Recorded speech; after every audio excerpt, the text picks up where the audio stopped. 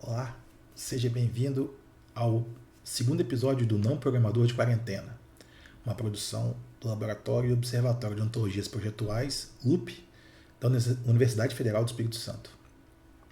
Se você caiu de paraquedas nesse vídeo, meu nome é Hugo Cristo, eu sou professor do curso de Design da UFES e coordenador do LUP. Se você quiser saber mais o que é essa série, o que é o Não Programador e qual é a proposta, eu sugiro que você assista o vídeo anterior, que conta um pouco do que a gente fez presencialmente na UFES em 2019 e também dá um pouco do tom do tipo de discussão que eu pretendo realizar aqui. Basicamente, nós vamos apresentar tecnologias que estão sendo desenvolvidas pelo Loop por não programadores. Somos designers, somos psicólogos, outras pessoas que sem formação na área de informática no laboratório desenvolvendo tecnologias e o objetivo é discutir um pouco, mostrar as tecnologias, demonstrar seu uso e inspirar outras pessoas a seguirem o mesmo caminho. Bom, vamos lá. Nesse episódio, a intenção é discutir a linguagem Lygia, que começou a ser desenvolvida no final do ano passado e já está em uma fase que é possível utilizar, demonstrar recursos e construir algumas coisas interessantes. De onde vem o nome Lygia? Lygia Clark foi uma artista plástica brasileira, mineira, que, dentre outras coisas, integrou o grupo Neoconcreto e também teve uma obra reconhecida internacionalmente. Né? Ela, além do aspecto plástico interessantíssimo, a linguagem gráfica visual que ela desenvolveu ao longo da carreira, também com esculturas, enfim, ela não só pintava, ela tem uma série de outras utilizou diversas expressões, né, formas de expressão, ela também desenvolveu reflexões muito importantes sobre o papel do espectador na experiência artística. Um desses textos que ela escreveu fala sobre os bichos, que são objetos como esse que está aparecendo no canto superior direito do slide, que são placas de metal com dobradiças, que a articulação delas, né, você consegue elaborar volumes interessantes, dobrando essas placas e posicionando os bichos de uma série de maneiras diferentes. No texto, a Lygia Clark explica que ela concebeu os bichos como organismos, de fato, que interagiriam com os espectadores. Então, as pessoas poderiam manipular, mexer, né, reposicionar esses bichos, e o resultado dessa interação, ou seja, o espectador manipulando o bicho e o bicho respondendo, né, às interações, seriam o que configuraria aquele bicho como o que ele é. Essa proposta, e ela vai ser desenvolvida não só pela Lygia Clark, mas isso é muito forte na obra dela, tenta discutir outras alternativas menos passivas para a participação do espectador na obra de arte. Então, o bicho, enquanto organismo, ele tem uma estrutura que, de fato, convida o espectador à interação. E quando você olha para o objeto, numa exposição, de repente ele em cima de uma superfície, é muito difícil você dizer qual parte do que você está percebendo e experimentando enquanto objeto artístico, a intenção original do artista, a escolha dos materiais, a estrutura, né, a adoção de dobradiças, etc., manipulações anteriores que foram feitas por outros espectadores antes de você e o próprio objeto. Né?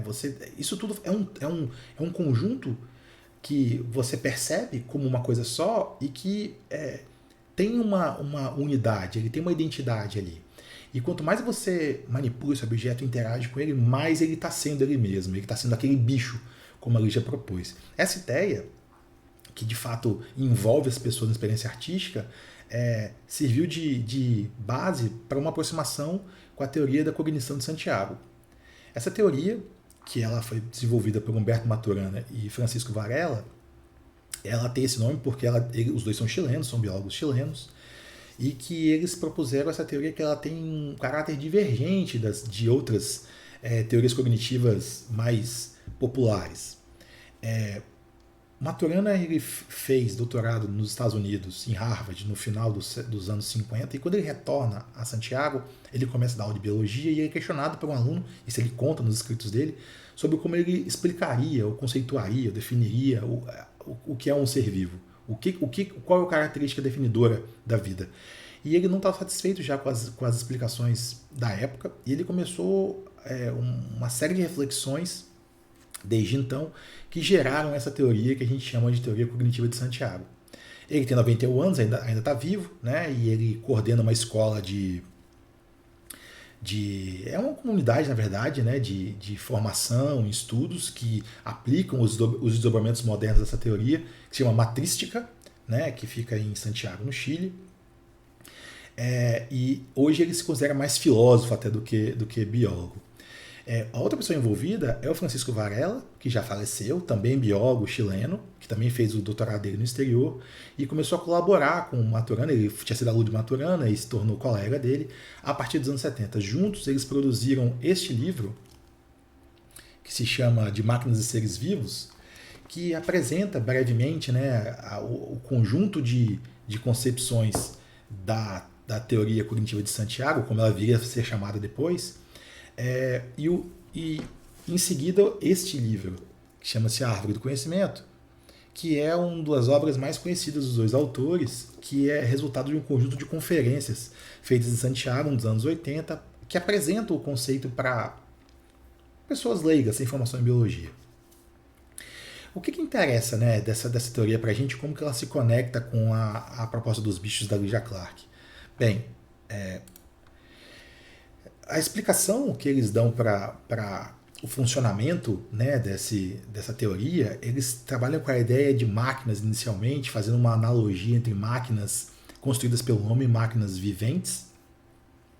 E eles usam esses diagramas, que inclusive vocês podem perceber uma semelhança que ela não é casual entre o desenho que vai aparecer, que eu vou utilizar para explicar a teoria, e o símbolo da identidade visual do loop, porque teve uma grande influência na concepção, na formação, na minha formação como profissional, como pesquisador, e também nas coisas que a gente trabalha no loop. Mas basicamente ele vai discutir, conceituar unidades que têm uma ontogenia, né, que tem uma história dela, que essa seta significa isso. Ela tem uma série de episódios que vão acontecendo na história de vida desse organismo, né? Alguns desses organismos, quando eles são dotados de sistema nervoso, que esse segundo anel, conseguem manifestar condutas mais complexas, né? Eles têm condições de apresentar, de se adaptar ao meio de forma mais elaborada e de estabelecer relações com o entorno e com outras unidades de forma mais interessante. É importante dizer que nesse momento que essa unidade que está colocada aí é pensada como se ela fosse um sistema, mas é um sistema especial, que se chama autopoético. O sistema autopoético, ele nesse termo tem a noção de autopoiese, são sistemas que o resultado da sua atividade é a conservação do próprio sistema. Ele não produz nada diferente de si mesmo. Essa é uma ideia complexa, poderosa, que envolve a noção de recursividade, né? Ou seja, existe uma série de relações concatenadas, de processos de produção concatenados nessa unidade, que produzem os componentes que são responsáveis por essas mesmas relações. É como se o produto final da atividade desse sistema fosse ele mesmo, a sua conservação, a sua manutenção enquanto unidade. Outro produto desse sistema são os limites dessa unidade. Então, o funcionamento desse sistema produz os limites, produz a sua dinâmica interna e mantém a sua organização, né? O objetivo do sistema, se é que a gente pode falar em objetivos nesses sistemas, é conservar a sua organização enquanto unidade. Esses sistemas, eles sempre estão em relação com o meio. E essa relação com o meio nunca é uma relação de determinismo. Os eventos ambientais circundantes dessa unidade não determinam o que acontece com essa unidade, simplesmente a perturbam. E também elas perturbam o meio. Então há uma perturbação mútua aí, onde essa unidade, de acordo com suas próprias regras de funcionamento, ou seja, aquilo que define o que ela é e o que ela produz para se conservar enquanto unidade, essa produção acontece numa interação recorrente com o meio. Esse funcionamento fechado a gente chama de clausura operacional. Isso quer dizer que você não consegue de fora dizer o que um evento qualquer no meio seja responsável por uma coisa que essa unidade fez. A única responsável pelo que a unidade faz é ela mesma. E todo tipo de perturbação que ela recebe, ela responde em função de suas regras internas de funcionamento. É uma concepção complexa, que tem uma série de consequências interessantes, mas a ideia de recursão é muito forte, né? Você explica a unidade pela própria ação dela, a existência pela própria ação dela, né? Isso é autopoiese. E ligado à ideia de autopoiese está a ideia de autonomia, né? Quer dizer, os elementos que constituem essa rede de relações dessa unidade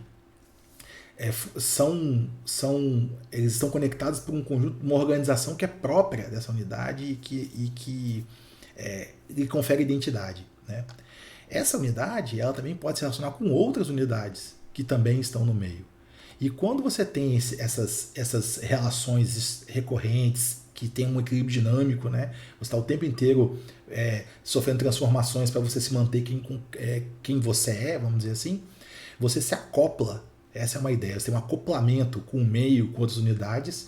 E esse acoplamento enquanto ele for, né, benéfico e contribuir para que a unidade se mantenha, conserve a sua identidade, ele se mantém. Quando não for mais o caso, ou a unidade se desintegra ou o acoplamento se desintegra, né? Então, tem essa questão, ela é fundamental na teoria. Os bichos da Lygia Clark, por serem organismos vivos, podem ser pensados e explicados a partir da teoria cognitiva de Santiago. Uma coisa que é importante dizer é que essa teoria ela considera o organismo como um todo, desde um metacelular até como se você pensasse uma sociedade inteira. Você tem acoplamentos sociais. Isso elimina algumas concepções, elimina da explicação, né, algumas concepções muito tradicionais que tentam colocar o funcionamento cognitivo como uma coisa isolada, desconectada do entorno, que só processa informações do meio, recebe um estímulo, processa, né, inputs, outputs. Então é uma crítica muito forte no trabalho do Matrione Varela às concepções computacionais da mente, à metáfora do tubo, enfim.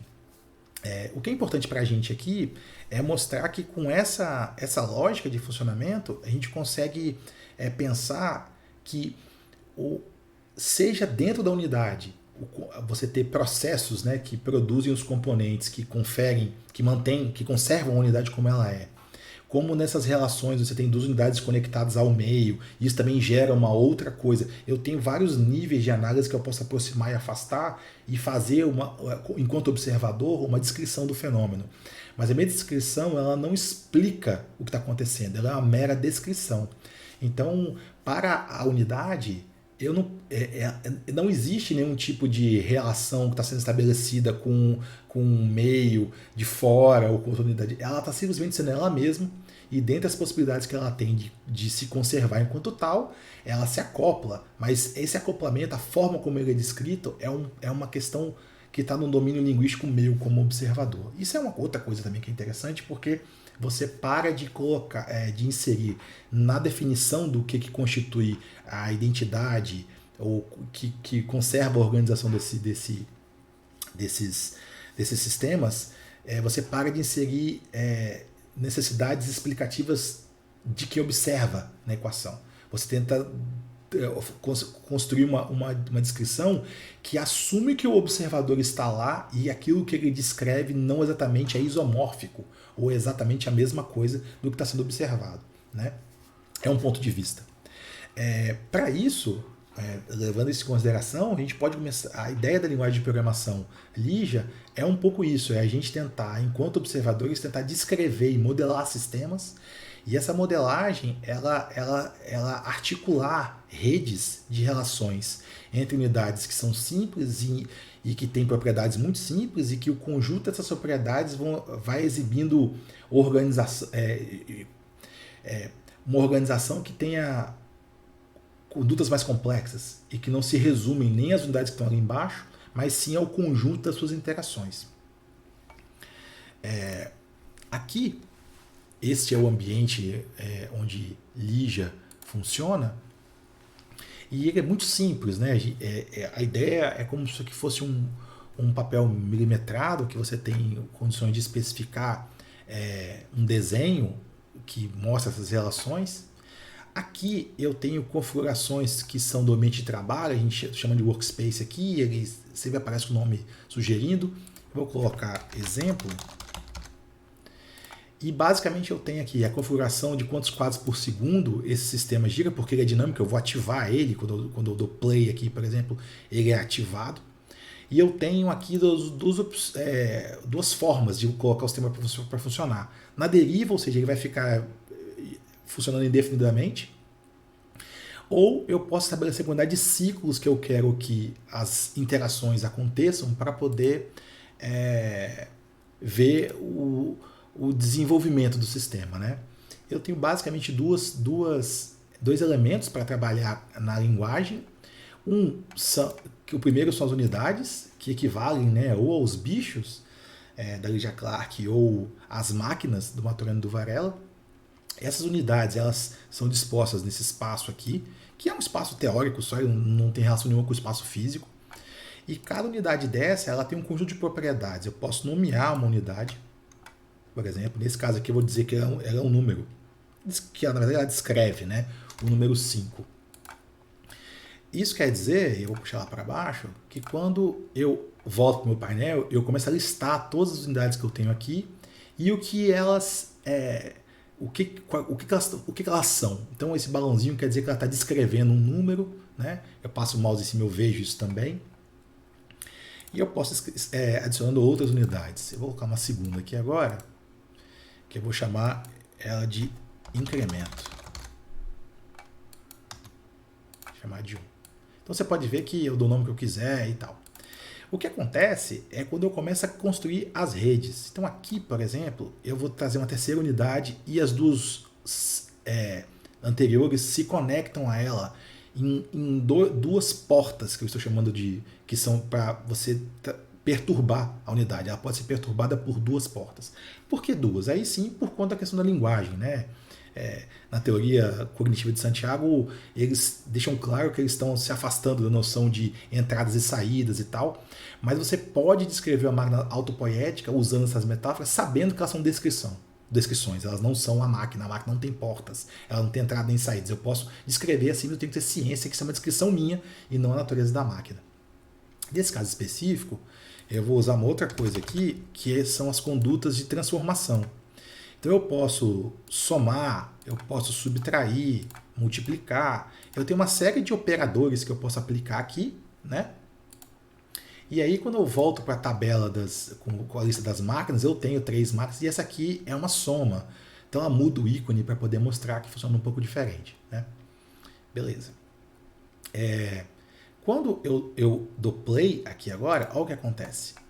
Eu tenho o resultado dessa operação fluindo pela rede. Então eu tenho um X que recebeu um incremento e ele parou ali. Por que isso não continua incrementando? Porque não há nenhum tipo de perturbação além dessas que eu desenhei. Então não há nada que faça, por exemplo, que o valor da soma retorne para continuar sendo incrementado, né? Uma coisa importante dizer é que justamente porque a teoria cognitiva de Santiago ou da cognição de Santiago, ela não é uma teoria computacional, nem ela é representacionalista, ou seja, ela não trabalha com estados representados de forma computacional, com outras teorias, eu não implemento, e nem pretendo implementar aqui, estruturas de controle como laços, como for, while, do, eu não tenho condicionais, if, else, não tem isso. Eu implemento esses mesmos mecanismos de outras formas usando a rede que está colocada aqui. Muito bem. Para observar de maneira mais fácil o resultado dessas manipulações, eu tenho uma tabela de dados, que eu posso acompanhar o que está acontecendo, tem as portas de cada elemento, né, os seus valores e o que acontece com eles. Eu dou play aqui, ó, rapidamente, eu estou dizendo que eu tenho na unidade soma o valor 6, porque eu recebi na porta A a perturbação 5 e na porta B a perturbação 1. Tá? Eu vou agora deixar essa tabela aqui do lado e tentar demonstrar que eu poderia chamar isso aqui de plot X. Tá? E eu vou comentar rapidamente por que essa linguagem foi feita dessa maneira que vocês estão vendo no navegador. Isso aqui é tudo HTML.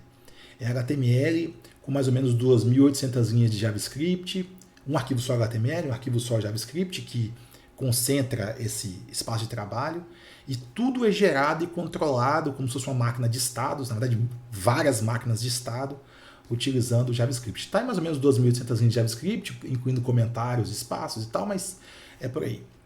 E isso eu fiz pensando em navegadores mais antigos. Então eu tenho um iPad de 2012 que ele executa isso sem o menor problema, com drag and drop, funciona. Provavelmente a versão final deveria evoluir para algo como SVG, né, usando Canvas. Eu não tenho muito interesse de fazer isso ainda. Eu quero explorar melhor a dinâmica da linguagem antes de propor uma coisa desenhada. Até para facilitar um pouco, né, o desenvolvimento, porque tem questões, por exemplo, né, de você arrastar coisas aqui e arrastar em conjunto, né, que eles são, tá vendo? Eu tenho que fazer uma série de operações que são típicas de interfaces gráficas com o usuário que não são triviais de implementar no navegador. Mas enfim. Por que eu coloquei esse plot aqui agora? Porque, se vocês forem pensar bem, essa unidade soma, ela é uma unidade que o papel dela, o que ela faz é somar. Então ela pega duas entradas que ela recebe, duas perturbações e soma. E ela entrega uma saída. Há outros tipos de unidades que fazem a mesma coisa. Então aqui eu vou renomear, na verdade, para y. Eu quero fazer isso aqui com y e vou deixar... Na verdade, deixa ele x mesmo. Eu vou colocar aqui, na verdade, o seguinte. Eu vou deixar ser o x e eu vou gerar um número aleatório. Então ele vai deixar de ser um número definido. Então ele até mudou o íconezinho aqui para número aleatório, para gerador, na verdade é um ícone de gerador. E aqui eu vou colocar um intervalo. Eu quero gerar um número no intervalo, porque a função de número aleatório ela gera um número entre 0 e 1. Então eu quero que multiplicar, na verdade, um pelo outro. E eu quero gerar números no intervalo entre 0 e 300. Então eu vou dar play aqui. Observem ó, que ele está gerando um número aleatório entre 0 e 1. E eu tenho números aqui, né, multiplicação acontecendo. É bom renomear para multiplicação, né, para não parecer estranho. Multi. Entre 0 e 300, gerando um número. Vou colocar um segundo item aqui, que eu vou chamar de y. Vou chamar de plot y, na verdade. E vou dizer que ele é 150, vou explicar por quê daqui a pouquinho. 150. Eu vou colocar mais uma unidade agora, que se chama plotter. E ela vai gerar um pixel na tela. Observe que tem uma série de opções aqui para o pixel, quando eu vou entrar no mérito agora, de você variar o tamanho dele, mudar a cor, o alfa, enfim. E aí eu vou mostrar um outro componente da linguagem, que é a saída gráfica, que é essa tela aqui. Quando eu dou play agora, vejam bem o que acontece. Eu tenho um pixel aleatório na tela.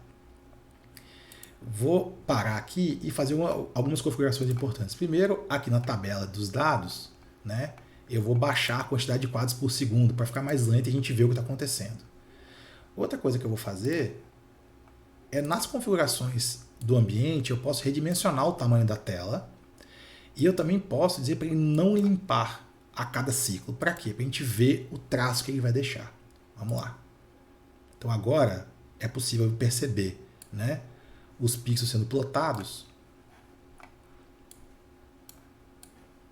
e você vê ele espalhando na tela. Muito bem, com isso acontecendo, fica claro, acho que numa primeira leitura, como que você articula, né, a linguagem para ela ter essas saídas gráficas todas, ou mesmo computações e tal. Ela está trabalhando gerando números aleatórios que vão se espalhando nesse intervalo aqui. O plotter, assim como qualquer unidade, ele recebe duas perturbações, uma em x e uma em y, e escreve isso na tela. Eu tenho uma outra unidade aqui que ela transforma os dados, ela podia somar, multiplicar, dividir, etc. E a saída dela, ela transforma no x que vai entrar no plotter, e eu defini um valor para y. Então, com esse tipo de raciocínio, eu consigo demonstrar um pouco como que os dados poderiam, né, fluir, e daí, por isso, linguagem de programação por fluxo de dados, nesse conjunto para poder gerar o resultado gráfico que eu quero. Eu poderia trabalhar com som também, né? Para trabalhar com som, em vez de conectar o som aqui, eu vou fazer um pouco diferente. Eu vou criar uma outra unidade e eu vou dizer que ela é um observador e que ela observa o valor de x. Como assim? O papel dela é observar, e quando eu digo que eu vou observar, ele oferece várias unidades para eu observar. Então eu vou observar o valor de plotagem de x. É isso que ele faz. Então observem aqui, quando eu dou play, o observador de x, ele meio que lê o que está em x e repete. Então é como se você colocasse uma unidade olhando para outra. Essa é a forma que você tem para você, em outras linguagens de programação, seria copiar a variável, por exemplo, ou colocar um evento que observa. Aqui, como as unidades são autônomas, a única forma que você tem de fazer isso é dizer que o que a unidade faz é olhar para a outra. É isso que ela faz. E aí, eu vou pegar esse valor que ela olhou e vou plotar, e mandar usar um gerador de tom. O gerador de tom, ele vai gerar um áudio, um som, né? E eu vou deixar aqui agora uma senoide comum mesmo, e vocês vão perceber que a cada vez que ele plota a tela, ele vai emitir um tom.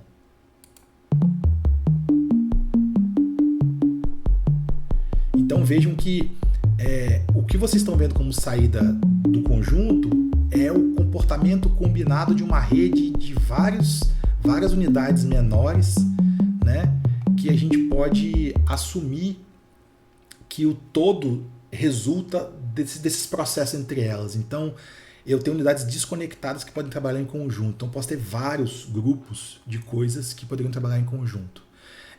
Eu posso fazer, por exemplo, uma outra unidade aqui e dizer que ela é o raio, né, de um círculo desse, por exemplo. Vou dizer que eu vou gerar um valor para ele, aleatório também, que vai ser um número qualquer. Eu vou multiplicar isso por um intervalo que eu quero de, sei lá, 50, né? Multiplicador do raio. Vou multiplicar os dois. Multiplica.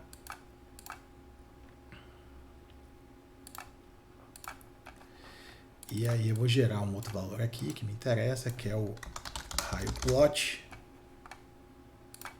E aí eu vou dizer que esse plotter aqui, o raio vai ser raio plot. Então observem que eu posso ir encontrando os objetos que eu construí, e eu tenho agora uma rede de processos que geram um som, uma rede que gera o x e o y, e uma rede que gera o raio. Vamos ver o que acontece. Olha lá. Então, em função da variação do raio, que está aqui, ó, eu tenho uma diversidade de tamanhos.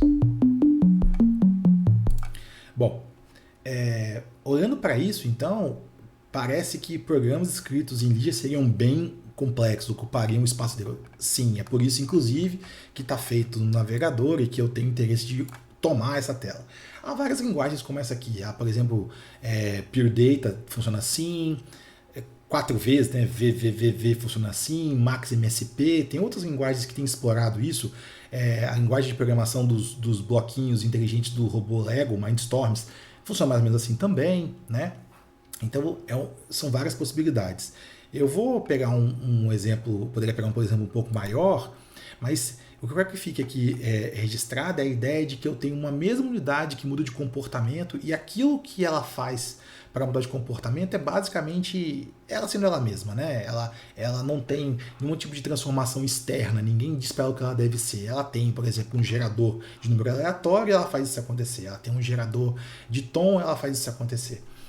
Para poder fazer laços, que são coisas um pouco mais complexas, né? Por exemplo, fazer, em vez desse número desse x ser aleatório, eu vou mudar um pouco o programa e chamar esse aqui de incremento novamente e dizer que ele é 1, tá? Vou voltar aqui para ser somado. Soma. E aqui o que acontece? Se eu der play agora, o que vai acontecer? Ele está variando, andando para frente, né? Ainda não está andando ainda, está só mudando o tamanho dele, ficou agarrado aqui no 1.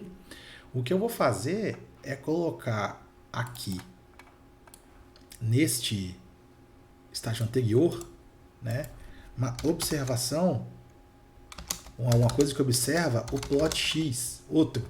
O que ele faz? Ele vai pegar o último valor de plot x que ele viu e trazer para cá.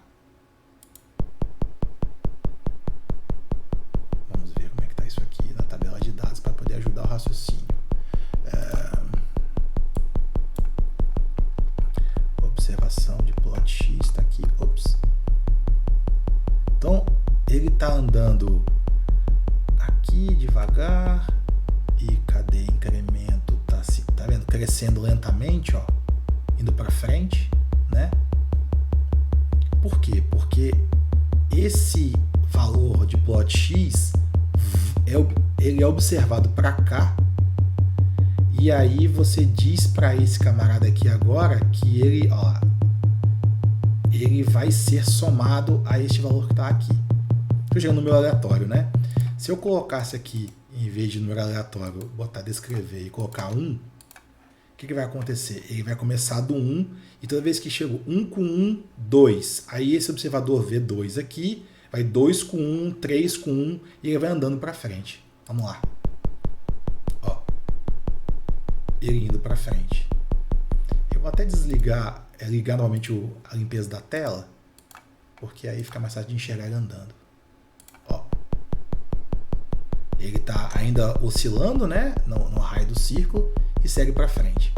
Então, você vê, eu não precisei fazer um loop, né, fazer um for de x de tanto até tanto, faça tal coisa. Cada coisa está fazendo o que ela só sabe fazer, e uma dessas coisas é observar onde que está o x da plotagem e contar o incremento. Olha, agora você deveria ser isso aqui. Acaba que o efeito prático é o mesmo, né? Muito bem. Quando a gente, então, pensa nessa linguagem como esse jogo, eu tenho uma série de outros recursos importantes que a linguagem precisa ter, e ela tem. Um deles, se a gente olhar aqui, vou criar uma unidade, eu tenho nas transformações uma série de filtros mais complexos. Por exemplo, passa alta, passa baixa, arredondar, tirar raiz. Por que isso é importante? Passa alta, passa baixa. Porque eu não tenho if. Então eu posso fazer uma rede dessa aqui, que esse valor só passa para cá quando ele for maior ou menor do que um número qualquer. Então isso lembra um pouco aquelas conexões de eletrônica, ou quem conhece instrumento musical, sintetizador, guitarra, e você passar o cabo da guitarra por um pedal, depois por outro, e você vai regulando aquela perturbação, né? Então vamos dizer assim que o sistema recebe uma perturbação por essa unidade e acontece uma sequência de transformações em cadeia que fazem ela chegar lá na frente. Com esse tipo de recurso, como passa alta, passa baixa, eu poderia fazer condicionais, né? Então a gente pode dizer que essa linguagem é tudo incompleta também, porque ela consegue simular o comportamento de muitas outras máquinas, né? Desde que eu programe ela para tanto. O último recurso que é interessante mostrar aqui tem a ver com os observadores, né?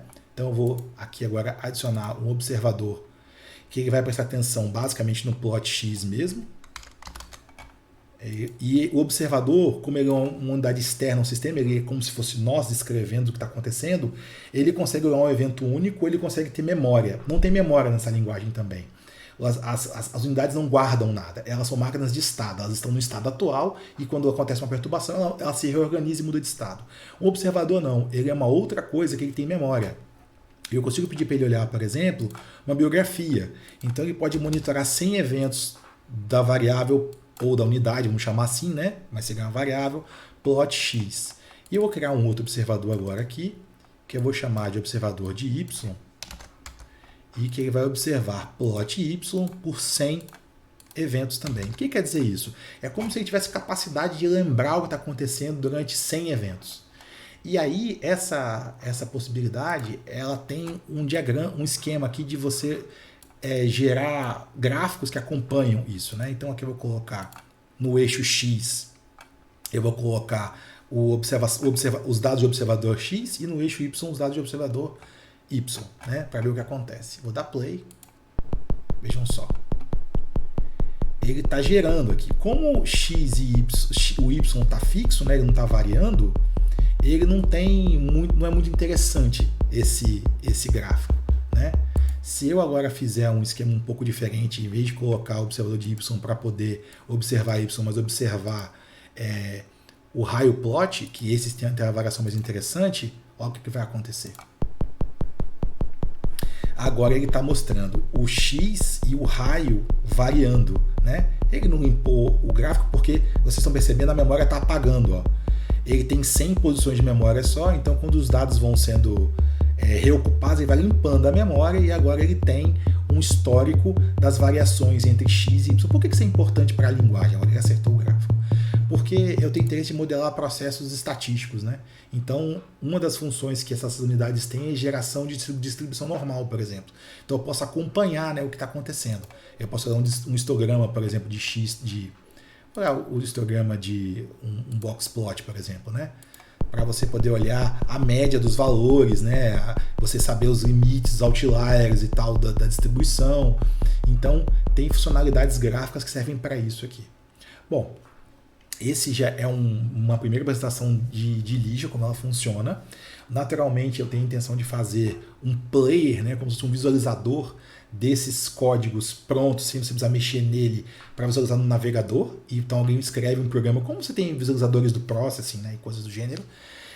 E também para você poder pegar dados de outros lugares, né, e exportar. Então, no caso dos observadores aqui, se eu tivesse gerado um fenômeno, modelado um fenômeno qualquer, eu poderia exportar esses dados do observador, ou também pegar o resultado da observação e alimentar alguma coisa no ambiente, né? Essa é um pouco da ideia. É interessante ver também como que fica, né? Vai enchendo bastante essa lista de coisas aqui, né? De elementos que estão sendo trabalhados nesse ambiente, não tem limite. Testei com mais de 200 já elementos aqui para teste e ele funcionou bem, porque é muito simples, né, a informação. E também essa possibilidade de você mexer na quantidade de quadros, né, por minuto. É isso. A ideia de Lyja é basicamente essa. Espero ter sido interessante.